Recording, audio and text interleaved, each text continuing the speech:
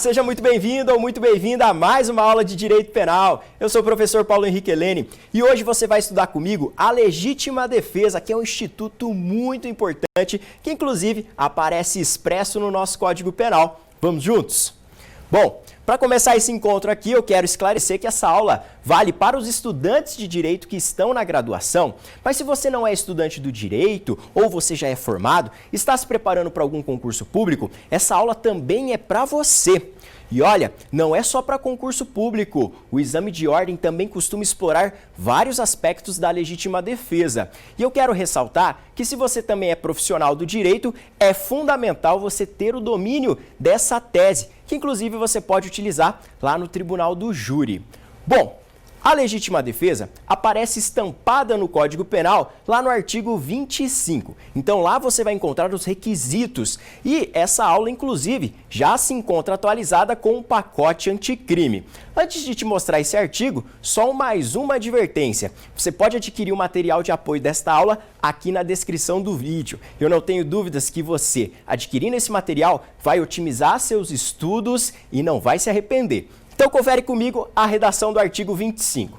Diz o Código Penal o seguinte: entende-se em legítima defesa quem, usando moderadamente dos meios necessários, repele injusta agressão, atual ou iminente, a direito seu ou de outrem. Então, essa é a redação do artigo 25 caput, onde nós encontramos os requisitos para configurar a legítima defesa. Lembrando que a legítima defesa é uma causa que exclui a ilicitude do comportamento. Trata-se de uma justificante que, uma vez presente, afasta a responsabilidade penal do agente. Daí a ideia que eu falei, que você pode utilizar isso eventualmente como uma tese defensiva para absolver o seu cliente. E a novidade que vem incorporada aí no final do ano de 2019, mas entrou em vigor no começo do ano de 2020, em razão da aprovação do pacote anticrime, é a redação do parágrafo único, que eu te mostro agora. Diz o parágrafo único da atual redação do Código Penal que, observados os requisitos previstos no caput deste artigo, considera-se também em legítima defesa o agente de segurança pública que repele agressão ou risco de agressão à vítima mantida refém durante a prática de crimes. Então, essa redação aqui é que é novidade incorporada pelo pacote anticrime. Pacote anticrime. Beleza?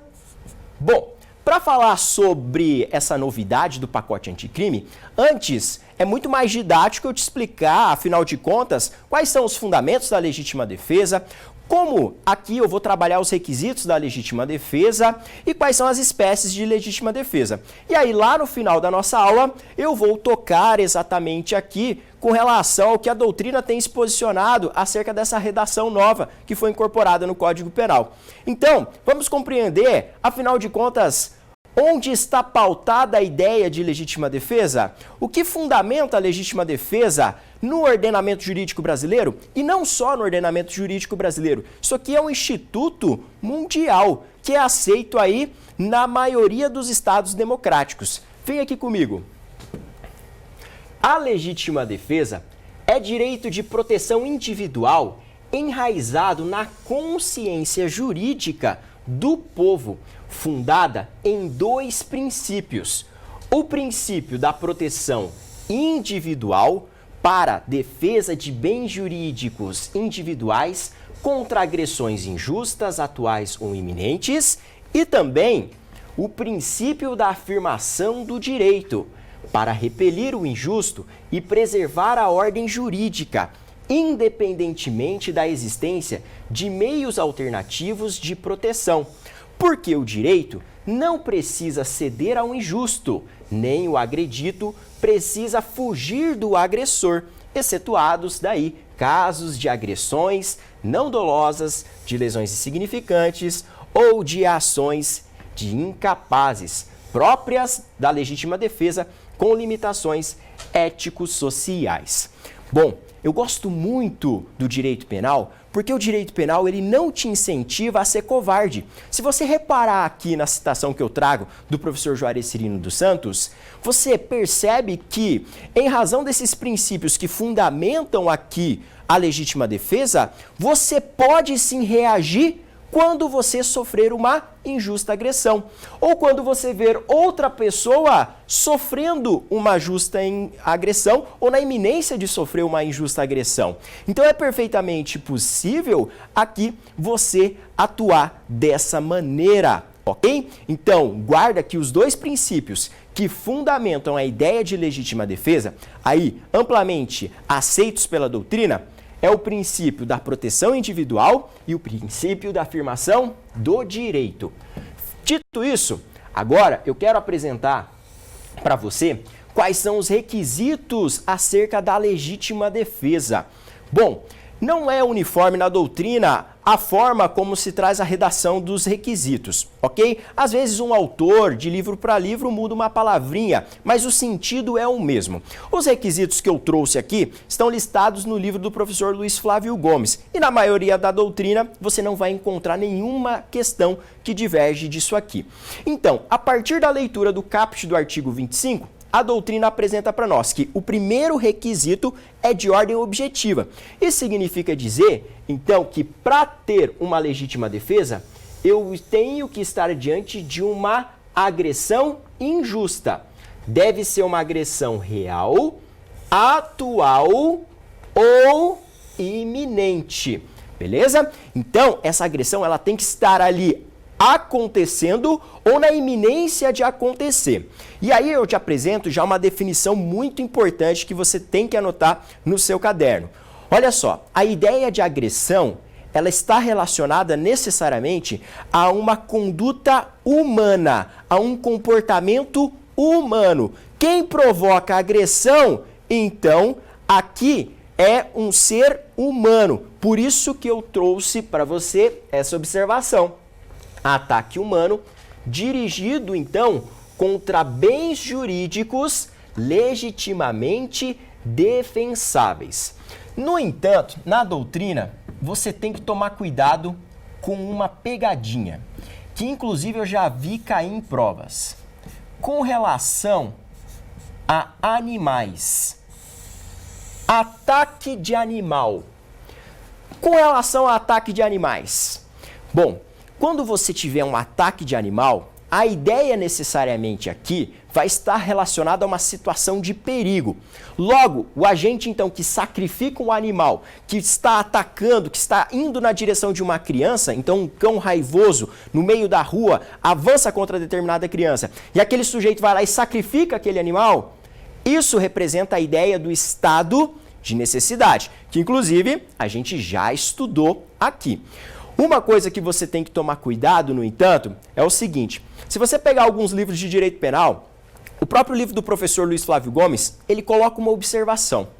Se porventura o animal for utilizado como arma para a prática ali, por exemplo, da ofensa a um bem jurídico, ele for instigado ao ataque, aí você tem que cuidar, porque nessa situação a pessoa, então, que sacrifica o animal, que repele aquilo, atua em legítima defesa. Então, a observação que você tem que colocar no seu material é quando o animal é utilizado como uma arma. Pensa aqui comigo. Olha só, se você se depara numa situação aqui que eu estou frente a frente com você, e aí eu tenho o meu cachorro aqui, que é um pitbull gigante. Nessa situação, eu pego e viro, olhando para você, olho para o meu cachorro e falo, Rex, pega. E ele avança na sua direção e você ali sacrifica o animal. Nessa situação, então, eu não tenho caracterizado o estado de necessidade. E sim, de forma excepcional, é caracterizada a legítima defesa. Esse é o exemplo, então, que aparece nos livros de direito penal. Perceba o seguinte, perceba que aqui o animal ele é utilizado como instrumento, como arma. Seria o mesmo caso de eu sacar um revólver e atirar na sua direção, entendeu? Se você repelir essa injusta agressão, aí tem se caracterizada a legítima defesa. Cuidado para não confundir isso na hora da prova, ok? Feita essa observação, eu te conto só um caso, que na verdade, esse caso ele é muito engraçado, porque envolve a maior pérola que eu já tive aí na faculdade no momento que eu estava corrigindo as provas dos universitários. Eu coloquei na prova uma questão do exame de ordem que falava lá que um cachorro que tinha lá pedigree, ele era um cão premiado, né, muito bonito, e um belo dia esse cachorro ele escapou da residência e foi na direção de uma criança. No momento que ele ia atacar aquela criança, um terceiro chegou lá e sacrificou um animal. Diante dessa situação, aí eu questionei, conforme a banca examinadora também questionou. Tem-se aqui caracterizado uma situação de legítima defesa? Interrogação. E a questão era dissertativa. Bom, você que já estudou isso agora comigo, vai saber responder. Bom, o fato do cachorro escapar, naquela situação eu tenho uma situação de perigo. Então, para salvaguardar a vida da criança, eu vou lá e sacrifico a vida do cachorro. Então, é um típico exemplo de estado de necessidade. Esse é o gabarito. Acontece que na prova, a acadêmica pegou e criou o seguinte raciocínio. É absurdo. Eu trago aqui como uma pérola verdadeira. Ela começou a resposta afirmando: considerando que o cachorro detém um pedigree premiadíssimo, nesse caso, então, tem se configurado a legítima defesa. Ela já começou super mal, porque ela já errou o instituto. No entanto, ela foi além. Ela colocou assim: todavia, se o cachorro fosse um vira-lata, um cachorrinho de rua, aí você teria a situação do estado de necessidade. Gente, que absurdo! Essa foi, sem sombra de dúvidas, a maior pérola aí que eu já encontrei corrigindo prova dos acadêmicos na graduação. É claro que essa menina não passou no direito penal, né, na disciplina aqui de teoria do crime, beleza? Mas só para te retratar um exemplo aí de como isso, por exemplo, cai em concurso público, no exame de ordem, ou num caso prático que você enfrente. Vem cá, que eu quero te apresentar agora a segunda ideia que você tem que ter associada à legítima defesa. No segundo momento, você tem que ter uma ameaça ou um ataque a direito próprio ou alheio. Ataque ou ameaça a direito próprio ou alheio. Cuida com um detalhe aqui. Por quê? É perfeitamente possível você atuar em legítima defesa para proteger, em princípio, qualquer bem jurídico. Não é só a vida. E é exatamente essa anotação que eu trago para você ali, que você tem que destacar no seu material, que qualquer direito pode ser defendido legitimamente. A vida, a liberdade individual, o patrimônio, a honra, etc. Então, você tem que tomar cuidado que até mesmo a honra, conforme eu destaquei ali, ela pode ser objeto de tutela. Cuidado, então, que não é somente a vida, qualquer bem jurídico. E aí você pode estar se perguntando: ô professor, então se, por exemplo, eu chego em casa, pego minha esposa lá com o Ricardão na cama, mato o Ricardão, eu estou em legítima defesa da honra? Olha, é perfeitamente possível a gente trabalhar com a legítima defesa da honra. No entanto, um dos requisitos que nós vamos examinar é a moderação, tá bem? Então eu tenho que ver o que você está sacrificando. Então, para defender a sua honra perante a sociedade, você vai lá e mata uma pessoa? Nesse caso, sem sombra de dúvidas, a gente vai afirmar que há um nítido excesso. E quando você olha lá para o parágrafo único do artigo 23, você vai perceber que o excesso ele é punível. Então não dá para invocar a legítima defesa nesse tipo de situação. É claro que, nesse caso, o sujeito que agiu, então, mediante violenta emoção, então, naquele momento perdeu a cabeça, você pode, lá no tribunal do júri, discutir a questão do privilégio, né? Para eventualmente diminuir a pena desse sujeito. Mas trabalhar com a ideia de legítima defesa da honra, nesse caso, não é possível. Ah, professor, e se ele, por exemplo, pegasse o sujeito e desse uns cascudos, xingasse esse sujeito? Aí a gente poderia cogitar a ideia a depender do caso concreto. Beleza? Então, informação muito importante. é que a legítima defesa é perfeitamente possível para tutela aí de qualquer bem jurídico em princípio. Há só uma discussão quando você envolve a legítima defesa do Estado, ok? Mas tem outra observação que eu destaquei para você, que é a questão relacionada à legítima defesa também própria e à legítima defesa de terceiro, conforme você vê aqui na tela, certo? Então, é perfeitamente possível a proteção de direito próprio ou alheio. Bom, próximo requisito que eu te apresento é esse aqui, ó. A necessidade da reação e proporcionalidade entre o ataque e a reação. Nessa situação aqui, a doutrina destaca que a defesa, para ser legítima, ela precisa ser necessária para a proteção de bens jurídicos. Então, só corrija aí, precisa ser necessária para a proteção de bens jurídicos. De outro lado, deve ser proporcional. E essa ideia de proporcionalidade aparece no momento que o código diz que deve ser proporcional porque o agente tem que repelir com os meios necessários e ele também tem que observar a moderação na repulsa.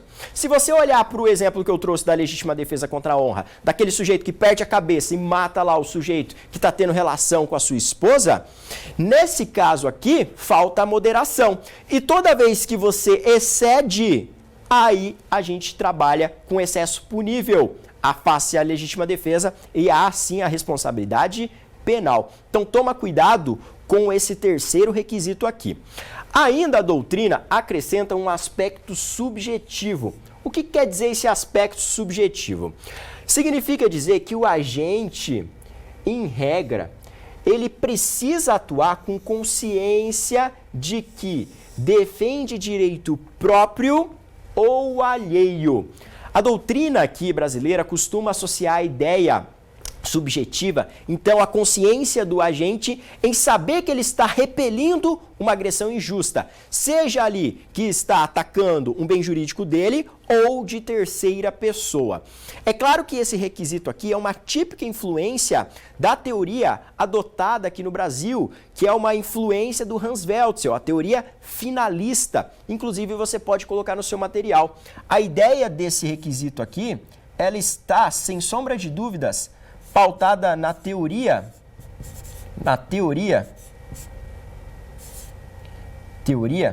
finalista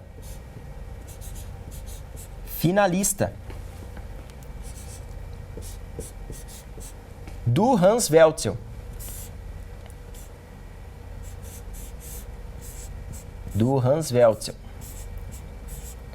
Beleza? Então, essa ideia, então, que o agente tem que ter consciência do que está fazendo e tem que ter uma direção para aquela finalidade. Então, na maioria dos livros de direito penal, aqui no Brasil, você vai encontrar, além desses três requisitos objetivos, ainda esse requisito subjetivo, que o agente tem que saber que está atuando naquela situação em legítima defesa.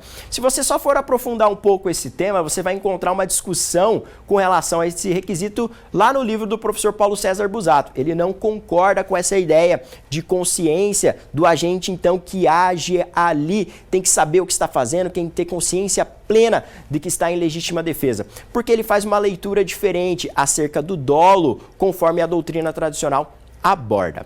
Agora eu quero te apresentar, então, alguns exemplos para complementar a análise desses requisitos e ficar com um cunho mais prático e mais didático esse nosso encontro.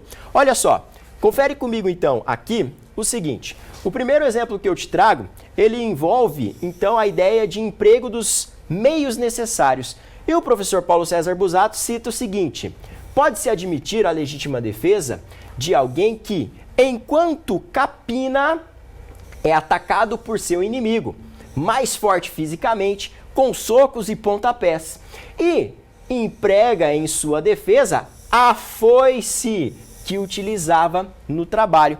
Ou seja, é preciso ter em conta de que instrumentos dispunha o atacado na situação de emergência, a que se viu submetido para constatar se houve ou não emprego dos meios necessários. Então imagina nessa situação, o sujeito está lá, capinando, está com a sua foice e de repente vem a agressão injusta. Qual que é o meio que ele tem à disposição? Ele tem uma foice ali para se defender, entendeu? Ele não poderia, por exemplo, largar aquela foice, correr para dentro de casa, pegar o revólver e atirar. Aí já mudaria o quadro, certo? Ele não poderia, por exemplo, estar num boteco, chega uma galera que vai bater em todo mundo que está no boteco, ele sai, busca uma arma no carro e volta e atira nesse caso, entendeu? Então é o meio que você tem à disposição. Se você está sendo agredido, por exemplo, numa sala de aula, o que você encontra na sala de aula? Se é uma sala de aula do curso de Direito, você tem vademecum, você tem caneta, então você vai utilizar esses instrumentos que você tem à disposição. Se você está na sua cozinha, o que você tem à disposição? É tudo, então, ali, dependendo da análise do caso concreto. E é isso que é fundamental para você ter caracterizada a legítima defesa. Outro exemplo que eu te apresento aqui é a seguinte, envolvendo a imoderação. O professor Paulo Busato cita o seguinte, que aquele que, no afã de livrar-se do ataque de um assaltante que lhe aponta uma faca, se vale de socos e pontapés, atua em princípio em legítima defesa. Correto? Então ele atua aqui para se defender. Ok. Porém, se esse mesmo assaltado, depois de prostrar o atacante e deixá-lo inconsciente, segue golpeando, deixa de atuar em legítima defesa, em função da imoderação que usa aí a própria violência. Então perceba, sujeito chegou para assaltar, aí tem lá um lutador, por exemplo, de jiu-jitsu, de MMA, e aí o sujeito vai lá e começa a bater nesse assaltante. De repente esse cara cai inconsciente no chão. Beleza, cessou a agressão. Até aí você tem configurado a legítima defesa. Mas se ele prosseguir ali golpeando a vítima, nesse caso, nitidamente, nós já temos configurado o excesso. Então já está batendo no momento que a vítima está inconsciente. Aí aparece o excesso punível. E tem que tomar muito cuidado com isso, porque isso vai descaracterizar, então, esse requisito que é a moderação e logo não será aplicada a legítima defesa nessa situação. Ok? Então, cuidado com a análise desses requisitos, que na prática detém uma importância tremenda. Olha só, eu tenho outra questão para trazer para você, mas que é um nítido aprofundamento. E essa questão aqui ela é muito boa e aparece notadamente no livro do professor Juarez Tavares, o Fundamentos de Teoria do Delito. E olha o que ele fala com relação a uma agressão futura. Porque perceba o seguinte, o requisito para você ter a legítima defesa tem que ser uma agressão atual ou iminente. Mas e se for uma agressão futura? É legítima defesa? Pelo Código Penal, de forma alguma. Mas ele traz aqui duas situações em que você pode utilizar outra tese defensiva para afastar a responsabilidade. Isso é muito interessante, principalmente para a sua prática lá na frente. E realmente o que eu vou te falar agora é um diferencial quando você estuda a legítima defesa. Olha só o que o professor aponta. Ele diz que não se autoriza a legítima defesa uma agressão futura. Nesse caso, porém, dentro dos limites, poderá ser admitido um estado de necessidade. Daí ele vai além, pode ser justificante ou exculpante. Mas os exemplos que eu quero te apresentar são dois que ele apresenta nesse livro.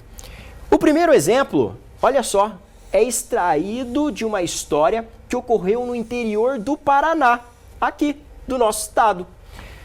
Um pistoleiro chega à cidade com a finalidade de matar o médico local. Senta-se em um bar em frente do consultório à sua espera. E aí agora eu te conto, para não ficar muito longa a leitura. O que acontece?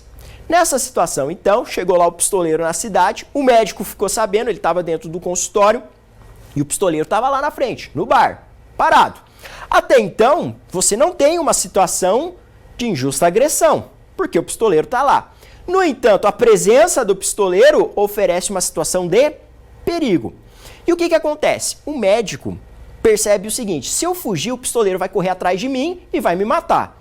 Então o médico tem a ideia de sair escondido do consultório, contornar o bar, chega lá no bar, então escondido, e mata o pistoleiro.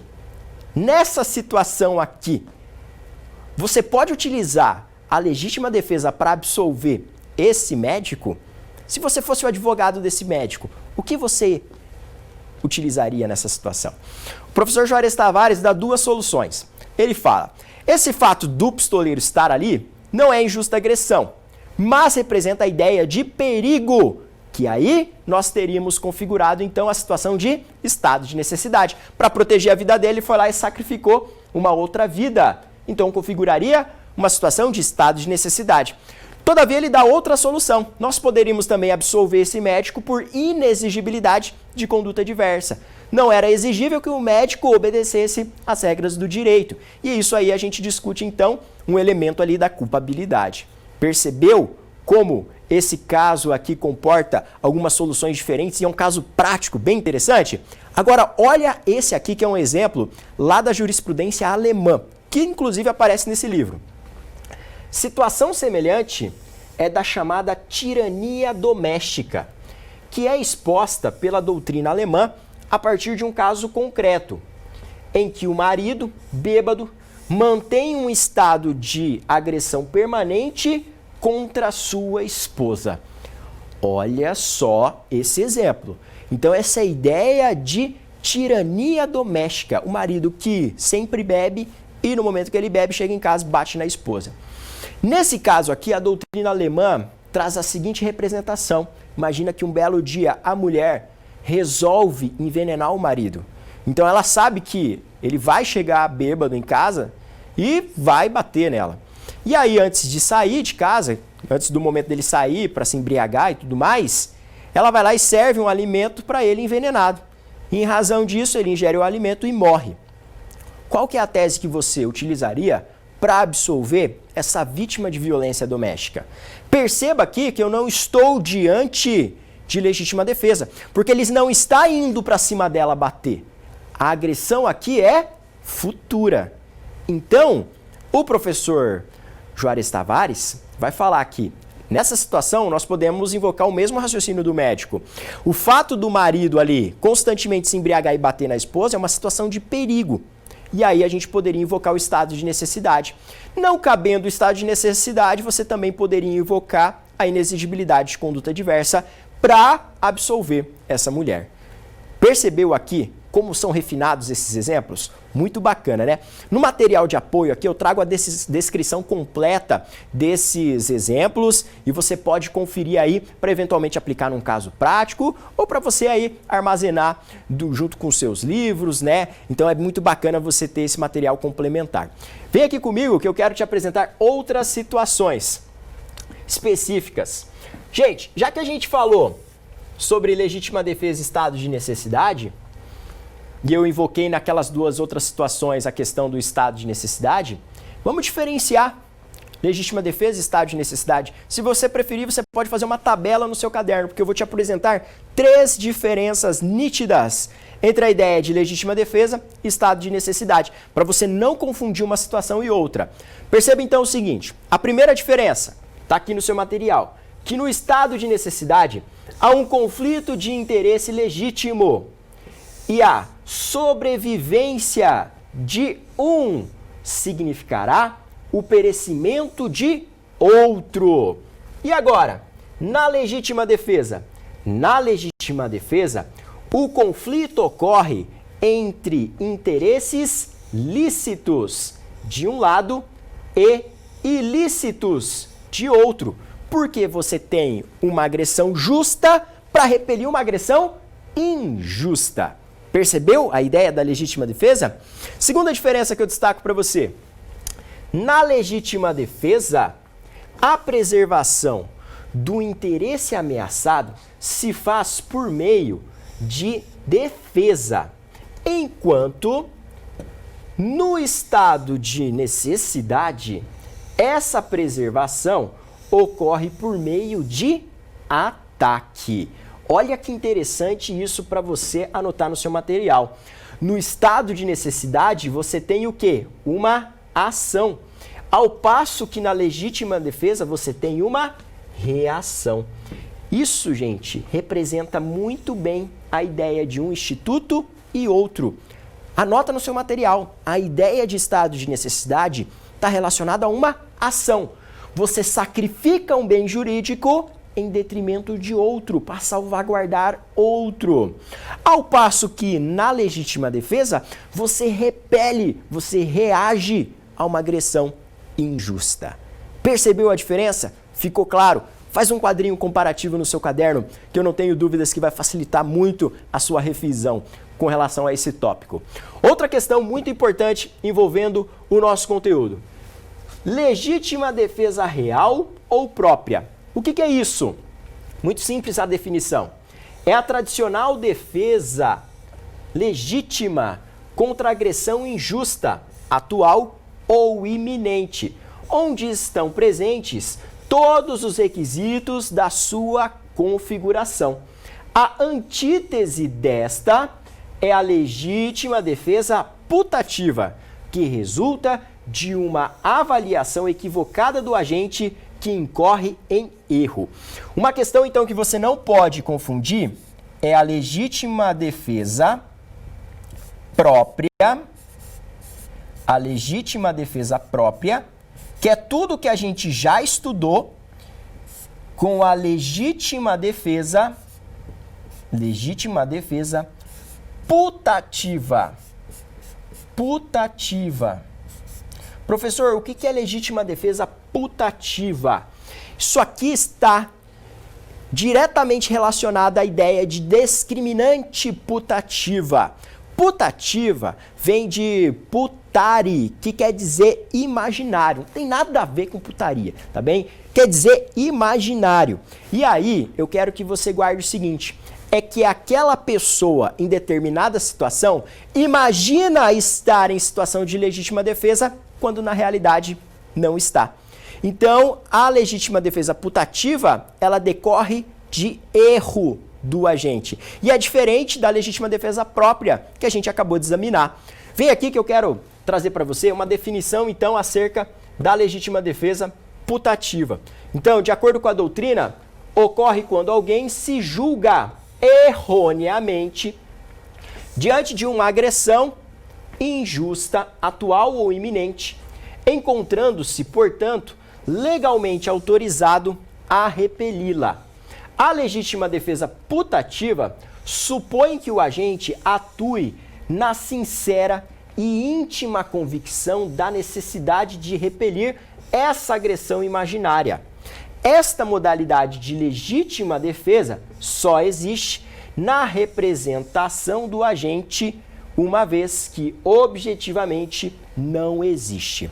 E aí, para você saber qual que é o tratamento que eu vou conferir a quem age em legítima defesa putativa, nós vamos ter que estudar de forma profunda as discriminantes putativas, que eu vou reservar um outro encontro para a gente estudar esse conteúdo aqui. Mas por hora eu quero que você guarde aqui. Então aquele agente que supõe estar ali na iminência de ser atacado, mas quando na realidade não está, e ele reage, aí você tem configurada essa legítima defesa. Na prática é muito comum os réus, sem saber dessa definição técnica, invocar isso.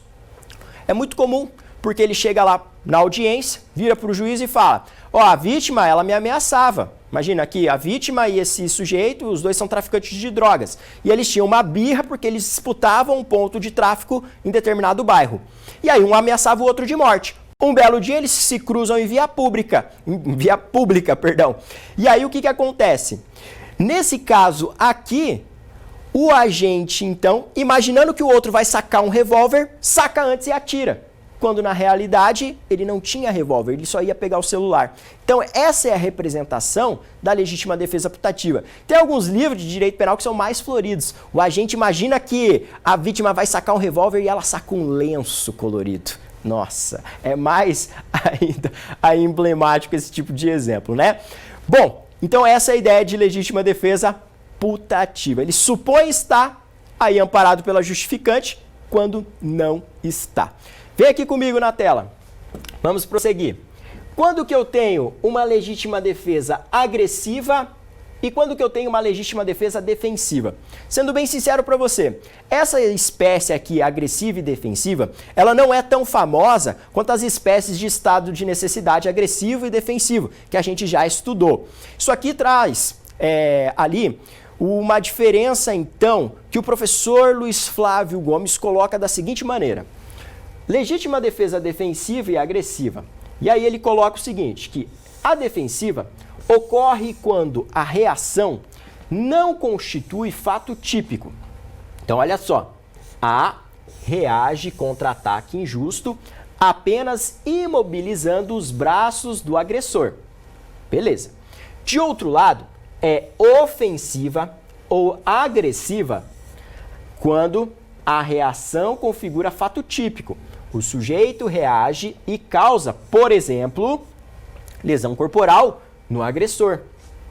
Legítima defesa agressiva que atinge o ofensor não autoriza indenização civil, conforme coloca o professor LFG. Percebeu a diferença, então? É basicamente que uma você tem lesão e na outra você não tem lesão. Essa é a diferença entre legítima defesa agressiva e defensiva. Mas não é uma das espécies que aparecem em todos os livros de direito penal. Então fica a título de complementação aí no seu material. Outra questão muito importante que você tem que guardar é a seguinte: legítima defesa sucessiva. É possível legítima defesa sucessiva? Afinal de contas, o que é legítima defesa sucessiva? Olha o que eu trouxe para você aqui. Haverá legítima defesa sucessiva na hipótese de excesso, que permite a legítima defesa do agressor inicial. Vai vendo, olha só. Verifica-se quando, por exemplo, o agredido, exercendo a defesa legítima, excede-se na repulsa. Nessa hipótese, o agressor inicial, contra o qual se realiza a legítima defesa, tem o direito de defender-se do excesso, já que o agredido, pelo excesso, transforma-se em agressor injusto. Olha isso! Pode soar até meio abstrato, mas a situação, gente, é doutrinária e pode ser que na prática acabe se configurando.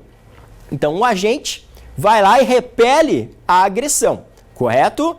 Só que ao repelir a agressão, ele acaba se excedendo. E quando ele se excede, a agressão que era justa passa a ser injusta. E isso autoriza, então, o outro sujeito a reagir. Olha o exemplo que eu trago no livro do professor Paulo Busato. Ele diz o seguinte, que a chamada legítima defesa sucessiva é aquela que ocorre como reação frente a um excesso de legítima defesa. E o exemplo dele é bem didático. Vamos destacar aqui no seu material. O agressor é contido pela vítima que o imobiliza, amarrando. Em seguida, o agredido passa a apertar excessivamente e balançar as cordas para ferir os pulsos do agressor, que reage a pontapés. A reação do agressor amarrado é uma legítima defesa que aparece em face da injustiça gerada pelo excesso na defesa do sujeito, que foi primeiramente agredido. Muito louco, né? Muito louco essa questão aqui, mas é perfeitamente possível, porque a legítima defesa autoriza você tem esse instituto no momento em que você repele a injusta agressão. Cessou a injusta agressão, você não pode prosseguir, senão você tem um excesso. E o excesso é uma atividade já injusta. Logo, se a vítima reagir, como no caso aqui com pontapés, socos e tudo mais, aí você tem uma legítima defesa por parte dela, do primeiro agressor. Entendeu? Vamos lá. Vamos adiante, porque tem mais coisas aqui para serem analisadas. É possível legítima defesa recíproca? Essa questão aqui é um clássico de provas. E em muitos concursos públicos você vai encontrar a afirmação: é possível a legítima defesa da legítima defesa? Tome muito cuidado com isso, tá? Olha só, é inadmissível, e isso você tem que destacar no seu material, legítima defesa contra legítima defesa. ante a impossibilidade de defesa lícita em relação a ambos os contentores, como é o caso aí típico de um duelo. Somente será possível a legítima defesa recíproca quando um dos contentores pelo menos incorrer em erro, configurando a legítima defesa putativa. Eu vou anotar com você aqui no quadro um esqueminha para você então memorizar isso aqui. Olha só, não é possível legítima defesa própria ou real versus legítima defesa própria ou real. Própria ou real. Isso não é possível. Por quê? Em ambos aqui eu tenho um comportamento que é lícito. Lícito. A ação aqui é justificada. E o que significa dizer? Para você ter validada uma legítima defesa, você tem que repelir uma agressão injusta. Se eu tenho de dois lados agressões justas, isso não é possível, entendeu? Então, não se admite legítima defesa real de legítima defesa real ou legítima defesa própria de legítima defesa própria, que são as expressões sinônimas. Todavia, a doutrina fala que é possível legítima defesa própria, aí é possível a legítima defesa própria contra uma legítima defesa putativa. Putativa. Aí você tem que cuidar, porque isso aqui é possível. É possível. Beleza? Perceba que a legítima defesa própria é uma ação justificada, justa. E a legítima defesa putativa não é, porque o agente supõe estar em legítima defesa quando na verdade ele não está. Então aquela pessoa que, por exemplo, repele uma agressão de quem supõe estar amparado pela legítima defesa, atua sim em legítima defesa própria. Cuide então, que isso aqui, por exemplo, pode cair numa assertiva. É possível a legítima defesa própria da legítima defesa putativa. Isso está perfeitamente possível, ok? Como eu trouxe ali assinalado para você nessa citação doutrinária do professor César Roberto Bittencourt. Cuidado com isso, hein? Outra questão muito importante e que você tem que tomar cuidado, que também é um clássico em provas, é a questão envolvendo legítima defesa e aberratio ictus. Professor, o que é aberratio ictus? Anote no seu material. Aberratio ictus quer dizer erro na execução. Erro na execução é um instituto que aparece no artigo 73 do Código Penal.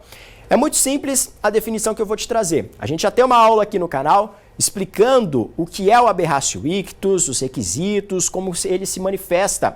E ele, na verdade, é uma hipótese de erros acidentais. Vou deixar um card aqui relacionado a essa aula se você tiver curiosidade. Ocorre o seguinte aqui.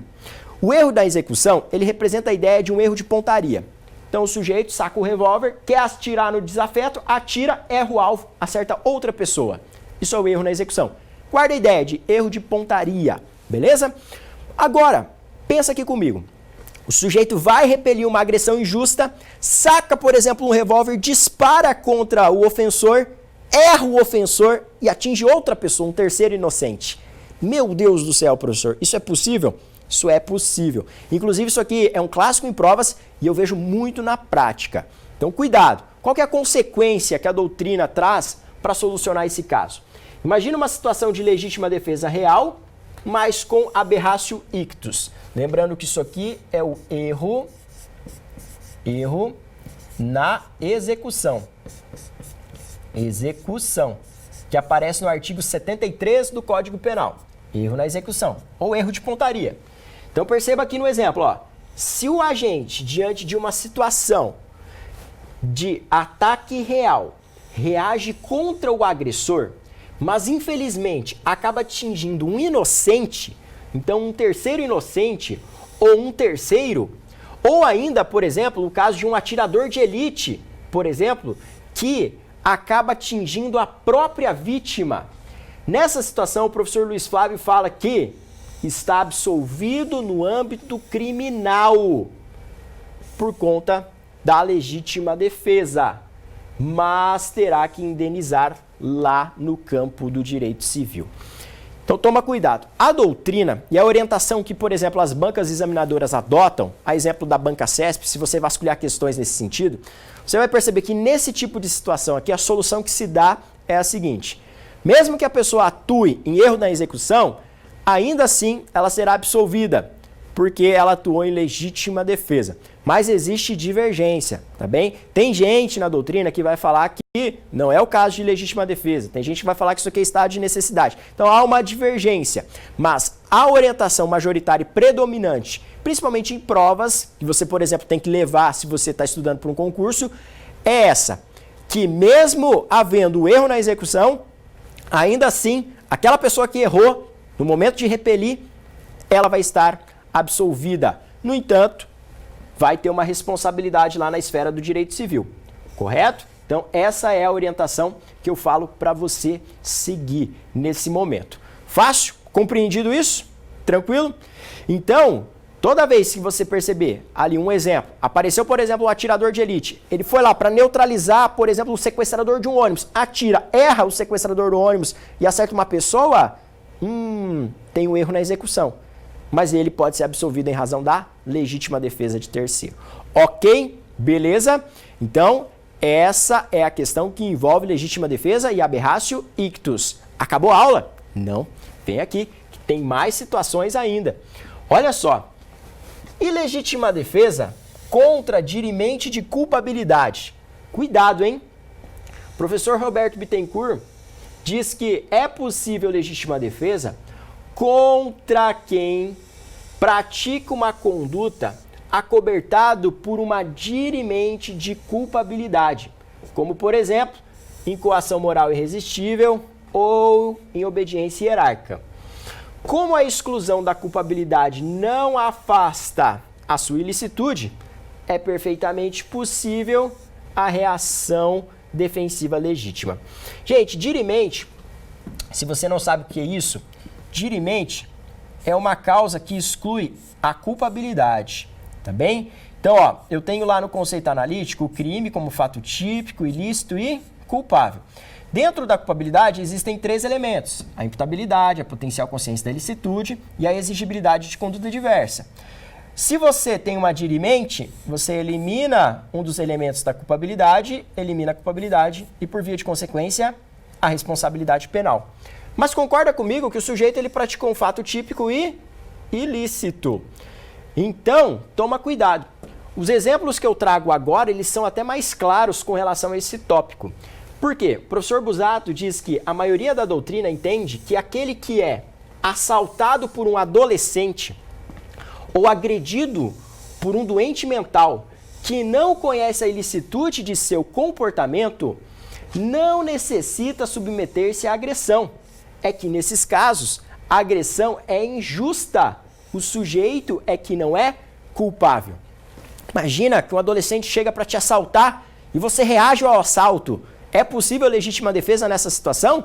É perfeitamente possível. Ô professor, mas por que o adolescente, você está dando esse exemplo? Porque adolescente é considerado como inimputável. Para você trabalhar com a maioridade penal, responsabilidade penal, o sujeito tem que ter mais que 18 anos. Se o sujeito pratica um fato equivalente a um crime, mas tem menos de 18 anos, ele não vai ser responsabilizado com base no direito penal, e sim com base no direito da criança e do adolescente. Então a gente aplica a esse sujeito o ECA. Aí pode aplicar para ele medida protetiva ou medida socioeducativa, que é completamente diferente das questões penais. Beleza? Então o sujeito ele é inimputável, mas ele pode sim gerar uma agressão injusta e você pode reagir contra ela. Entendeu? Um doente mental é um inimputável.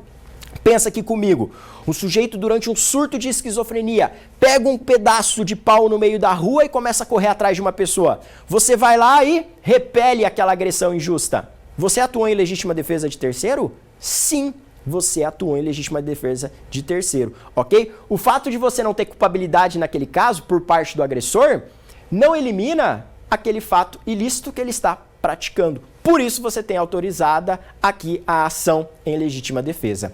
Guardou? Tranquilo? Vamos lá, porque ainda não acabou. Olha só, com relação ao pacote anticrime. Com relação ao pacote anticrime, eu destaquei para você no início da aula que o pacote anticrime foi responsável por incluir a redação do parágrafo único lá no artigo 25, correto? Você já leu comigo e aqui, se você não lembra da redação, eu destaco que a Lei 13.964, que foi o pacote anticrime, inseriu lá no artigo 25 do Código Penal o seguinte parágrafo. Então ele diz que observados os requisitos do caput, ou seja, tudo que a gente já estudou até agora, considera-se também em legítima defesa o agente de segurança pública que repele agressão ou risco de agressão à vítima mantida refém durante a prática de crimes.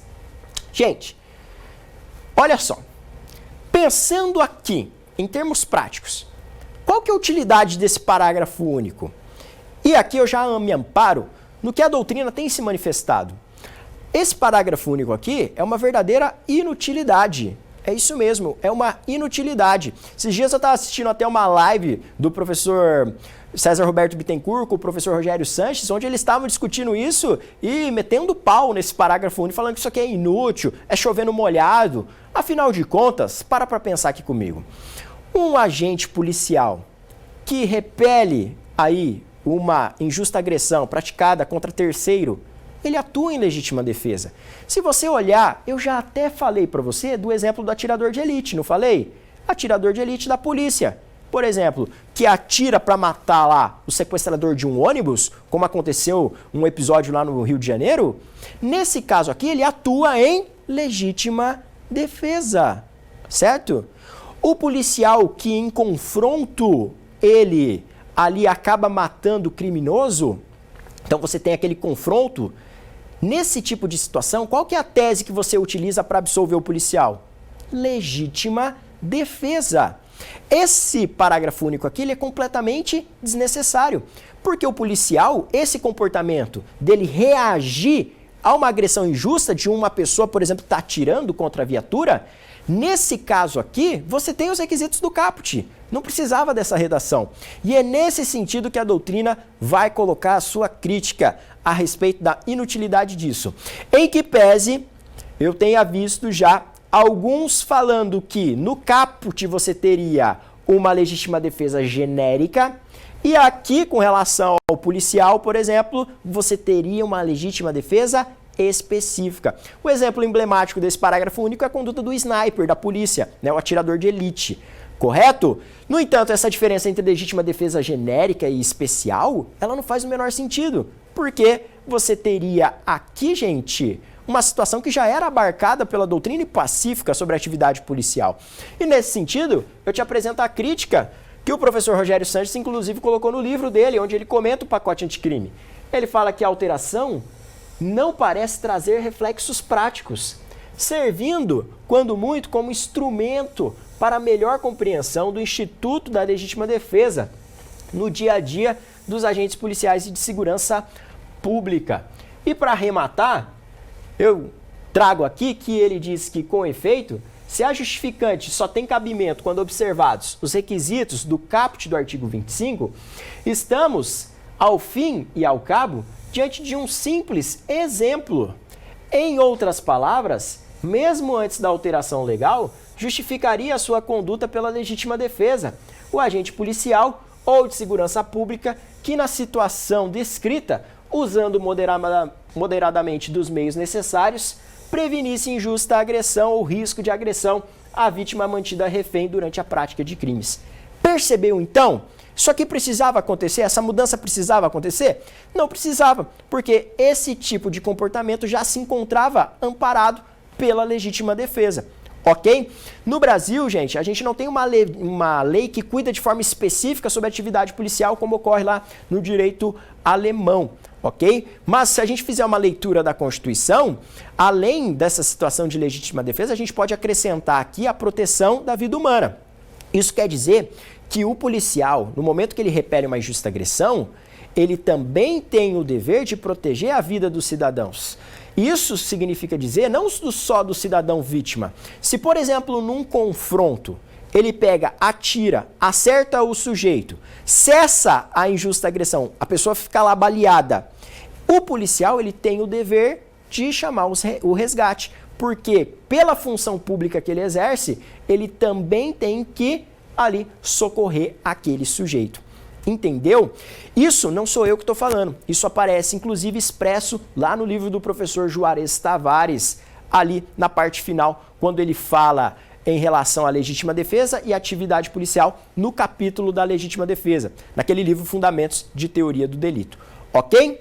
Beleza até aqui? Então essas eram as considerações acerca do pacote anticrime. E com isso, a gente fecha mais uma aula de Direito Penal. Espero que você tenha gostado desse encontro, que ele tenha sido muito proveitoso para você. Não deixa de esmagar um like aqui e deixar seu comentário, que é muito importante para esse vídeo alcançar mais e mais alunos. Não deixa de conferir o nosso material de apoio e eu te espero também na próxima aula de Direito Penal.